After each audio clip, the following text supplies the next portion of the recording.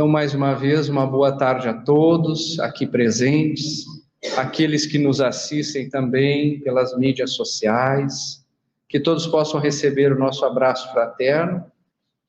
Convidamos o nosso irmão Verno, então, para proferir a exposição dessa tarde, e o nosso desejo de uma excelente exposição a todos. Uma boa palestra, fiquemos e nos mantenhamos em paz. Queridas irmãs, caros irmãos, muito boa tarde. Que a paz de Deus esteja presente no coração de todos nós, considerando-se os dois planos da vida, o espiritual e o material.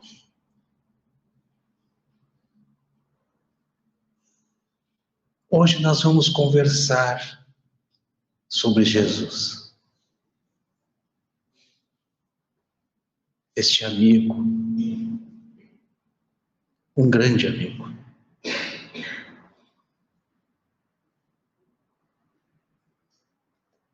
Mas não da forma como nós estamos habituados a fazer, no sentido apenas do estereótipo, do homem, daquele ser que nós humanos colocamos na cruz, ou que em artistas de grande sensibilidade fazem verdadeiras obras de arte, tentando traduzir esta figura que é intraduzível. Jesus de Nazaré, que gostamos de chamar de Nazareno, quando nasceu, a vila que se chamava Nazaré, segundo os historiadores, contava com cerca de 300 habitantes.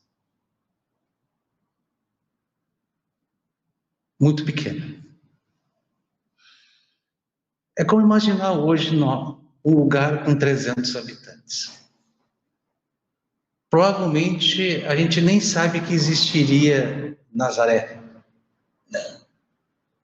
Eu, pelo menos, gosto muito de ouvir notícias do nosso interior do estado. E quando diz, na cidade tal, está acontecendo tal coisa, eu fico pensando, essa cidade aí eu conheço, fica nessa região central, serrana, no noroeste, no nordeste. Nós temos mais de 400 municípios. E aí surge o nome de uma cidade, mas essa cidade eu não conheço. Aí eu vou pesquisar, vou lá no Google pesquisar, tá, agora eu conheço a cidade. Nazaré é aquela que a gente tem que pesquisar ao tempo de Roma. As pessoas passavam e não paravam. Seguiam a sua jornada. Mas Jesus, quando se pronunciava, ele trazia grandes lições. E sabedor das nossas limitações espirituais e intelectuais, e principalmente morais, ele adaptava a sua linguagem para a compreensão do tema. E é por isto a utilização de parábolas. E desta forma, ele se expressava conosco, se dirigia a nós, trazendo as lições do Pai. Então, as parábolas presentes nos evangelhos constituem uma questão intrincada para nós. E não entender o porquê disso hoje. E a nossa escolha foi a da parábola de Lucas, que é denominada o mal rico, ou o Lázaro e o rico, ou o rico e o Lázaro. Ela está em 2 momentos do Evangelho. Só para pegar minha referência aqui. Está no capítulo 11, do amar o próximo como a si mesmo, e no capítulo 16 do Evangelho, não se pode servir a Deus e a Mamon. E nesta parábola, que é do capítulo 16 de Lucas, versículos 19 a 31, então veja que é uma parábola extensa. A gente pensa, nossa, vai falar sobre riqueza, mas não é. Lucas, ele era um apóstolo que não conheceu Jesus. Ele não chegou a conversar com Jesus. Ele veio depois. Lucas era um discípulo de Paulo, o convertido de Damasco. Então, o evangelho dele está contido de informações que ele ouviu falar de Paulo e de outros apóstolos da época, mas nunca diretamente de Cristo. Este é um elemento importante para entender essa parábola. Aliás, como todas as outras parábolas. Entender o evangelista. Mais do que isso, Lucas não era judeu, como os outros apóstolos. Ele era grego e médico. Antes de me aprofundar sobre Lucas, eu pensava que médico era aquele médico que tinha um consultório, ou atendia no posto de saúde da época, ou no hospital da época, em razão da profissão dele. Mas não. Ele era aquele médico que trabalhava no porto, aguardando os navios chegarem para oferecer os seus trabalhos para os marinheiros. Então ele ficava ali, como qualquer outro trabalhador do portuário, aguardando chegar o navio, na expectativa que o capitão do navio o contratasse para os seus serviços.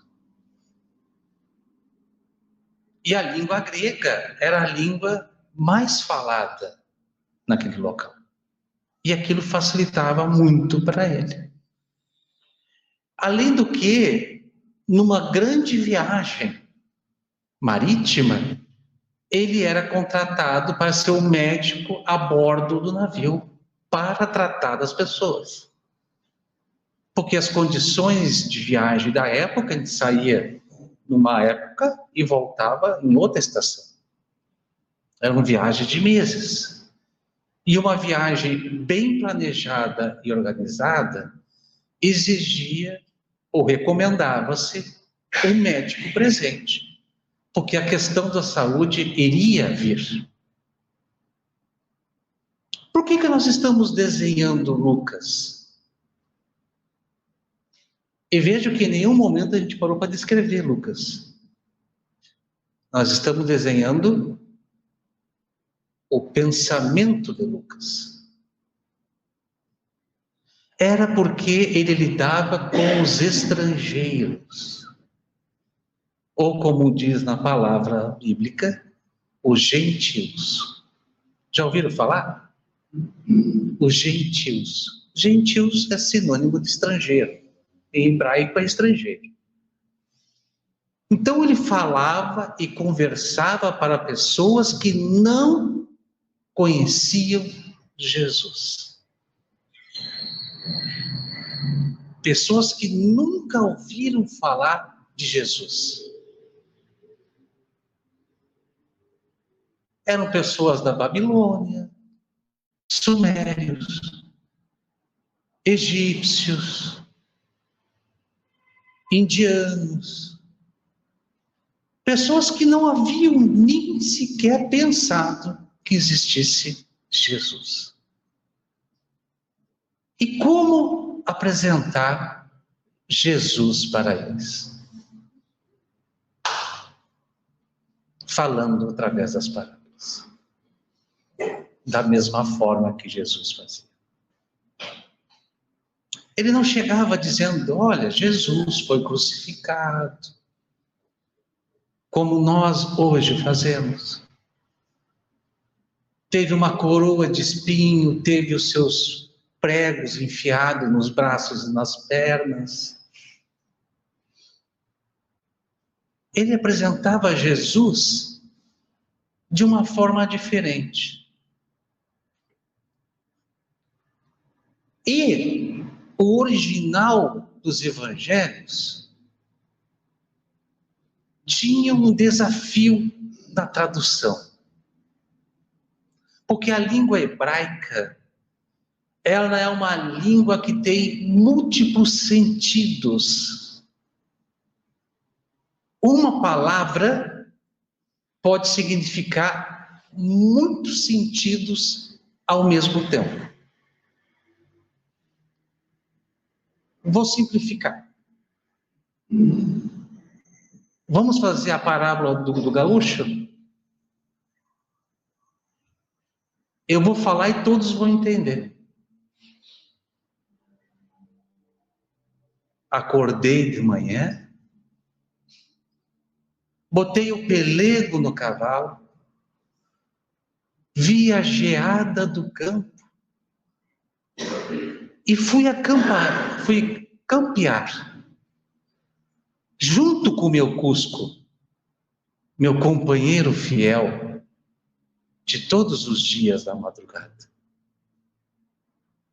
E logo vi o sol nascer e o vento minuano a me cortar.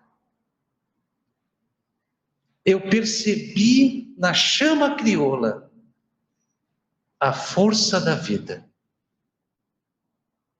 Todos entenderam, né? Agora somos Lucas. Vamos lá para o Nordeste do nosso país e falar dessa forma dessas pessoas. O que vocês acham que ia acontecer? Nada. Eles iam olhar para nós. O que é minuano? O que é pelego? O que é frio? O que é geada? Não sei. Se nós falar em frio e geada, a gente sabe o conjunto de sentimentos e emoções que envolve isso. Assim como ele for falar para nós sobre o calor, aí eles vão saber o conjunto de emoções e sentimentos que isso também representa para eles. Agora traduzem a língua hebraica para o português. Há uma perda muito grande. Não tem como conectar as duas línguas. Isto porque nós do Ocidente, há muitos séculos, somos educados de forma cartesiana entre o X e o Y. Em outras palavras, nós somos cheimangos ou maragatos aqui no Sul. Somos de um time A ou de um time B. Nós não temos outras opções a não ser essas duas. A gente é uma ou é outra. Fora desses dois mundos não existem outros mundos. Só que falar de Jesus é falar de um mundo espiritual. De uma proposta para o espírito. Com múltiplas possibilidades.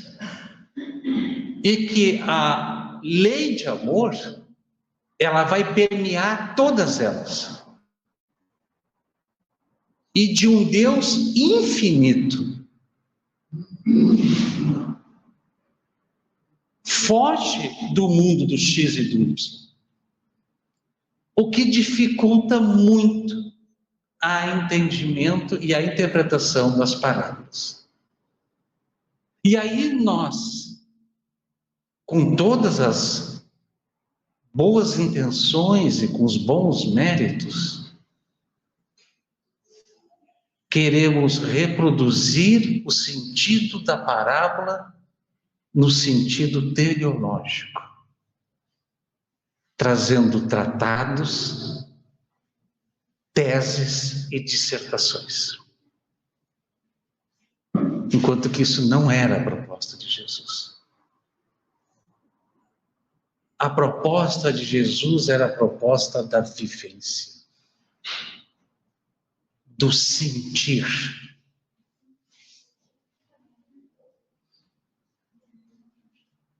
Vocês, ou nós, melhor, nós, nos recordamos quando nós estávamos apaixonados?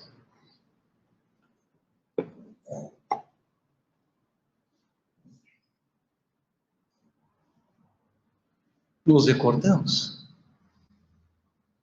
E aí chegava a nossa amiga ou amigo e dizia: me conta o que tu está sentindo. Aí a gente dizia, vem aquele sorriso da inocência. Eu não consigo explicar, as palavras não são suficientes. Eu só sinto que eu estou maravilhado ou maravilhada. É muito bom amar. Jesus era o amor puro. E ele explicava por este sentido. E nós arrematava a conversa dizendo assim: tu tem que viver também, amiga ou amigo, porque é muito bom, aí tu vai entender o que eu estou falando. Parábola é viver, é sentir. Então a proposta é: vamos buscar o sentido espiritual. Eu vou ler a parábola, porque ela é um pouco extensa. Deixa eu pegar aqui.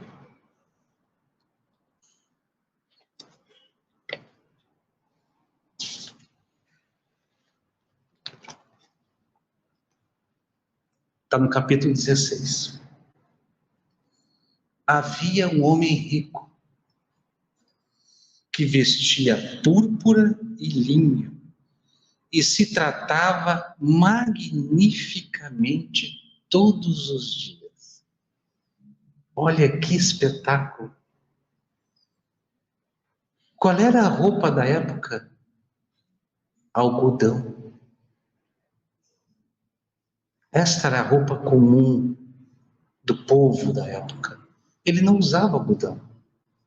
Ele usava púrpura e linho, o que já destacava a condição dele na sociedade. Mas não se prendo nesse aspecto. E ele, todos os dias, se tratava magnificamente bem. Não se tratava bem, era magnificamente bem. O que Lucas está tentando nos dizer? Era uma pessoa vaidosa, orgulhosa. Era uma pessoa diferente, que estava distante do mundo dela.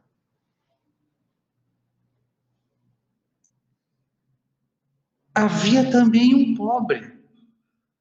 Este era o mundo, chamado Lázaro,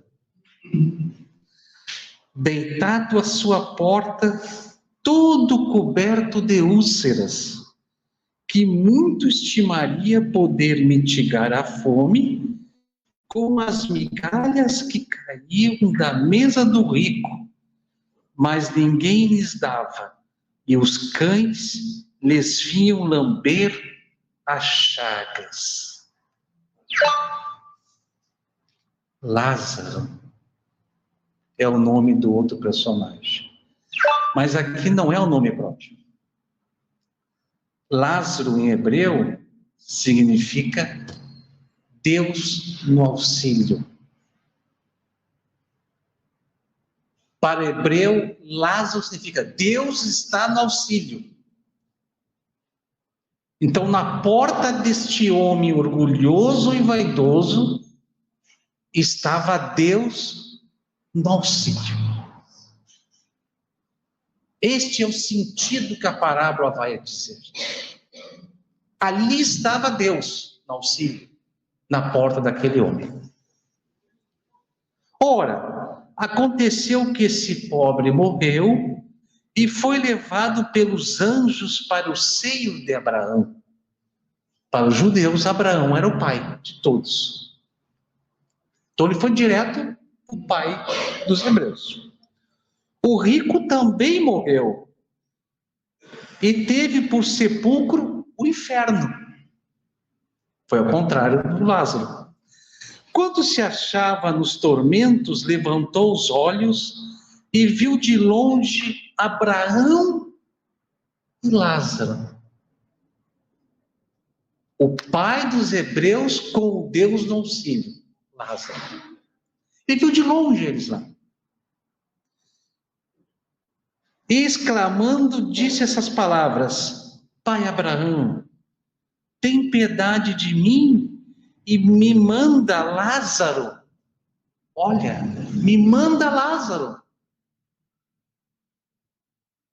a fim de que molhe a ponta do dedo na água para me refrescar a língua.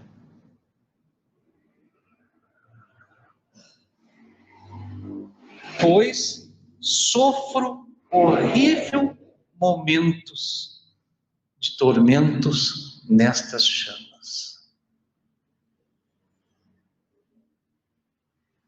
Pense no pior de cada ação nossa. Na pior ação que a gente possa fazer, que a gente fez. Não precisa falar, só pensar.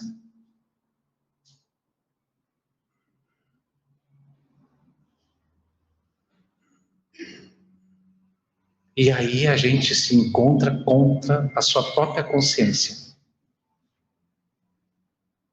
Não vem um calorão? Pela vergonha? Não sobe um calorão? É tão bacana aquilo, porque quem é claro fica vermelho. Quem é meio escurinho fica amarelo. E quem é escuro fica roxo. A pele muda. É o calor da vergonha.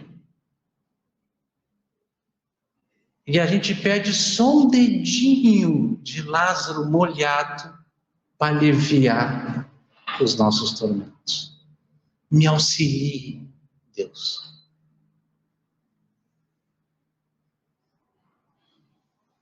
É isto que o rico está sentindo. Porque ele reconhece que na porta dele, durante todos os dias da existência terrena dele, Deus estava na porta. E nem os cães, quer dizer, nem isto,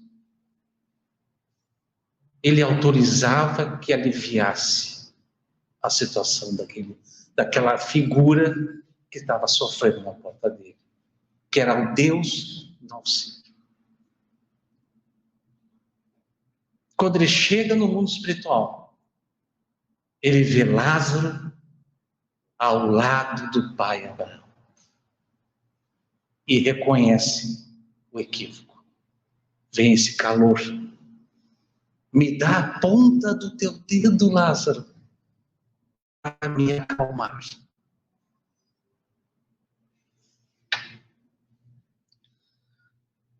Mas Abraão lhe responde: meu filho, lembra-te de que recebeste em vida teus bens e de que Lázaro só teve males. Por isto, ele agora está na consolação e tu nos tormentos. É o estado de consciência. Ademais, existe para sempre um grande abismo entre nós e vós, de sorte que os que queiram passar daqui para aí não o podem, como também ninguém pode passar do lugar onde está para aqui. Está a nos dizer que a nossa condição moral vai definir o ambiente aonde nós vamos ficar.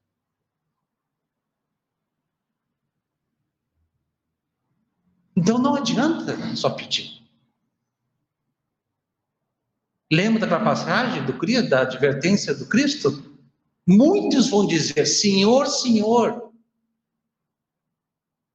tenha piedade de mim. Mas de nada adiantará. É o que o Lucas está dizendo para os estrangeiros, na linguagem que os estrangeiros entendem. Não vai adiantar. Disse o rico, então: eu então te suplico, pai Abraão, que mandes a casa de meu pai, onde tenho 5 irmãos. Porque ele reconhece o seu destino e tenta mudar dos seus irmãos agora. Me manda para lá, então.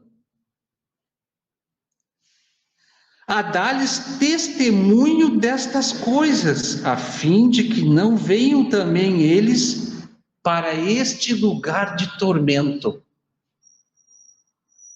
É o desespero do rico.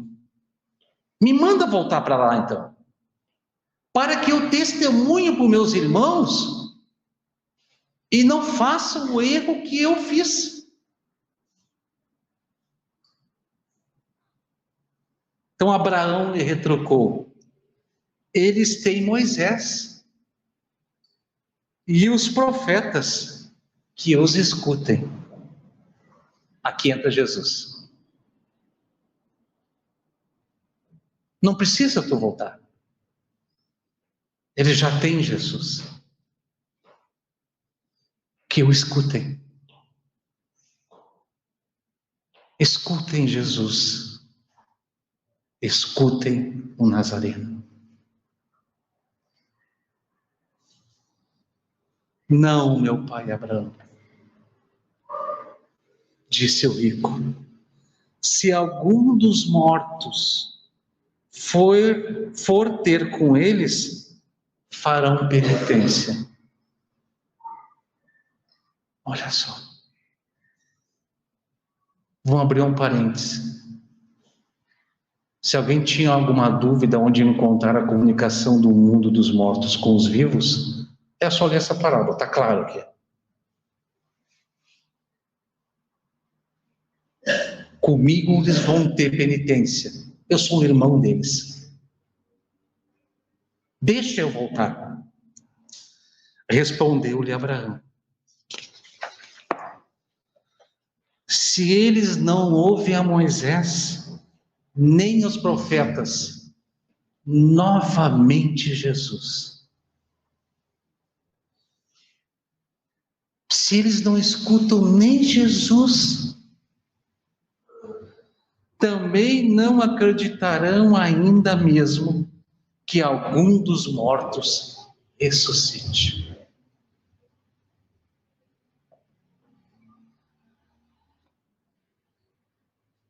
E como está Jesus conosco.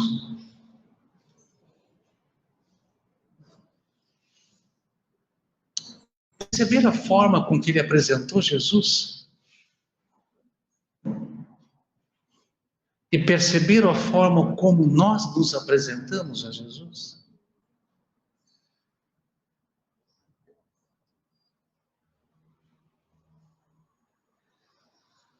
Na introdução do Livro dos Espíritos, o codificador vai inserir uma afirmativa de que estudar a doutrina espírita, estudar o espiritismo, que está aqui. Vou devolver aqui o Evangelho, que aí fecha o Pentateuco. É lançar-se no mundo de coisas novas.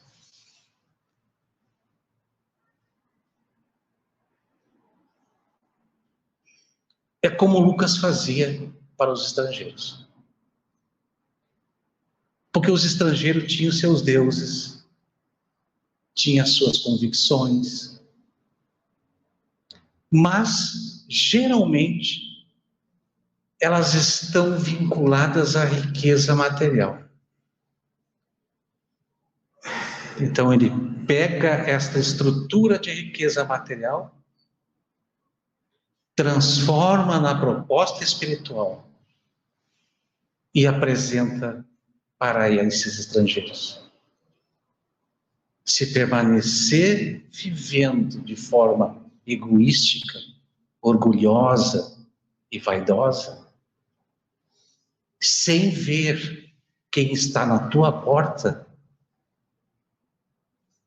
vai encontrar o vale de tormentos. E isto vai te deixar inflamado de vergonha.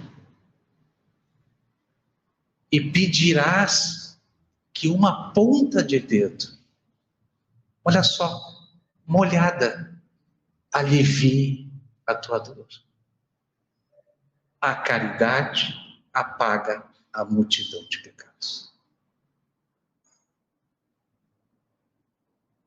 Isto é lançar-se no mundo de coisas novas.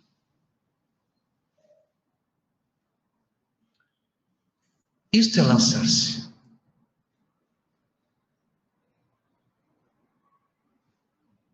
Isto é tão intrigante que a primeira pergunta que está no Livro dos Espíritos, depois desta afirmativa de Kardec, lá no item 3 da introdução, a gente vai seguindo e vai lá para a questão número 1.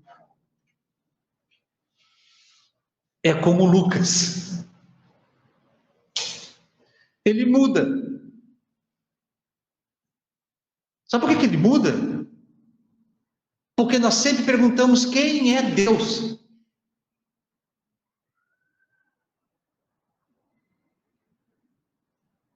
Ele muda e diz: que é Deus? A gente para. Opa! Mudou a pergunta. Porque quem é, eu vou descrever a pessoa ou a entidade. Agora, quando me pergunta que é, eu tenho que conhecer. Eu tenho que me relacionar. Eu tenho que ver meu nível de relacionamento entre eu e aquela pessoa. Porque isto vai definir a minha resposta.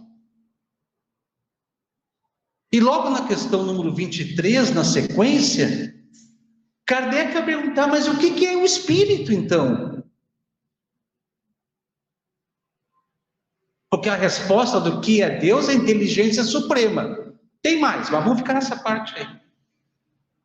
Inteligência suprema. E ele pergunta, o que é Deus? O que é espírito? Princípio inteligente do universo. Dá a pensar. Então nós somos filhos, porque nós somos o princípio inteligente do universo, e Deus é a inteligência suprema, nós somos filhos dele. E fomos criados realmente à imagem e semelhança dele.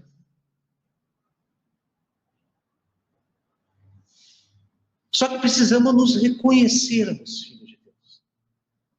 É isto que o pai Abraão diz ao rico. Não adianta tu voltar, porque está contigo Jesus. Os profetas, os Moisés estão lá. Mas vocês não escutam. Então não adianta. Porque vem outro tópico, o do livre-arbítrio, de que nós, dotados de inteligência, temos a condição de escolher o nosso caminho. A jornada está definida por nós. Agora nós podemos fazer com Jesus ou sem Jesus.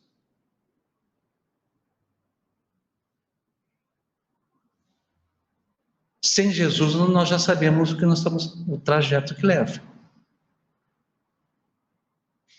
Dores, guerras, tragédias, violências. A nossa sociedade atual. É o mundo que nós vivemos hoje.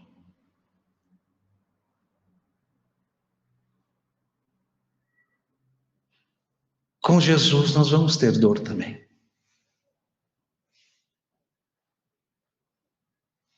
Mas nós teremos o dedo molhado, que nos acalma,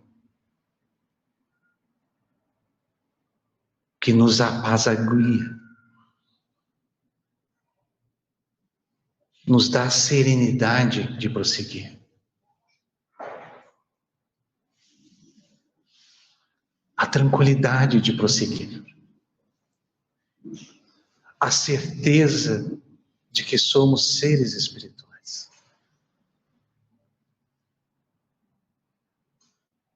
Isto nos acalma.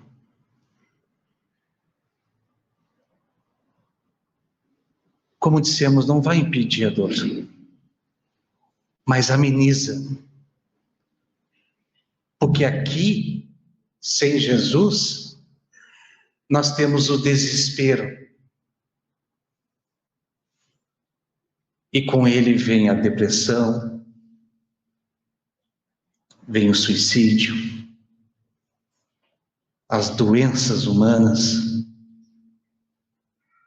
somatizadas no corpo. Com Jesus, nós temos o consolo e a esperança.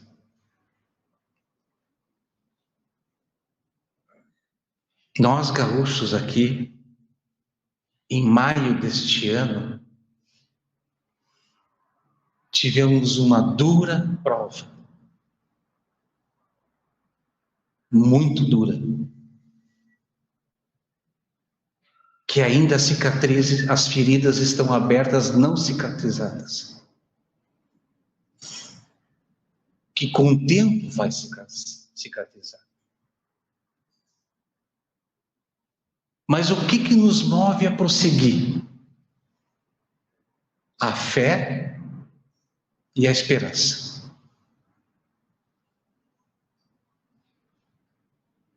É Jesus. A fé e a esperança. Imagine se nós não tivéssemos isso. Como é que nós estaríamos agora? Esta é a diferença de estar com Jesus e de não estar com Ele. Com Nazareno. aquela pequena vila que tantos passaram,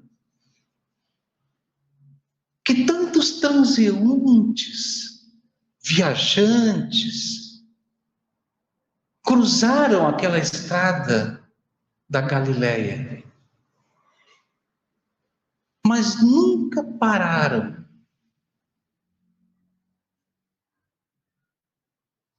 quem sabe que nós agora, viajantes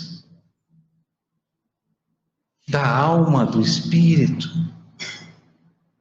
encontre Jesus na nossa estrada.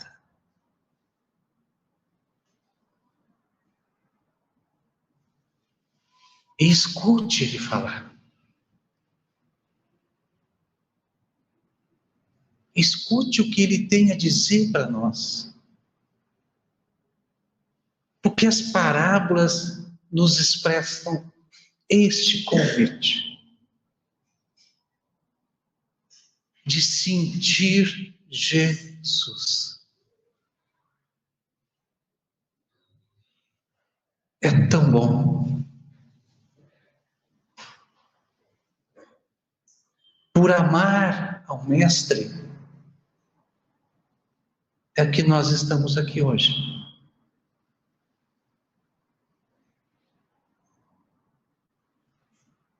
Nós estamos com saudades dele. Muita saudade do Mestre. E esta casa tenta viver a proposta do Nazareno, através das luzes do Espiritismo. Por que nós dizemos tenta? Porque nós, como os apóstolos, nos esforçamos para viver a cada dia a proposta do Cristo.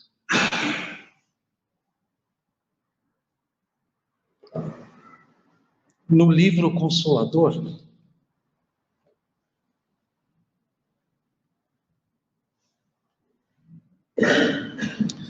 na questão 290,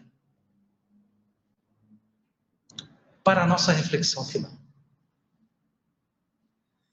Poder-se-á reconhecer nas parábolas de Jesus a expressão fenomênica das palavras, do fenômeno, do sentimento, guardando a eterna vibração de seu sentimento nos ensinos?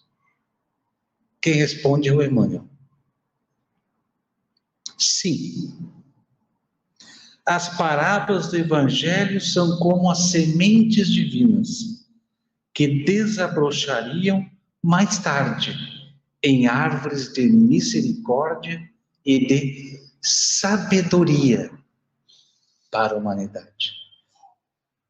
Então vamos nos lançar num mundo de coisas novas.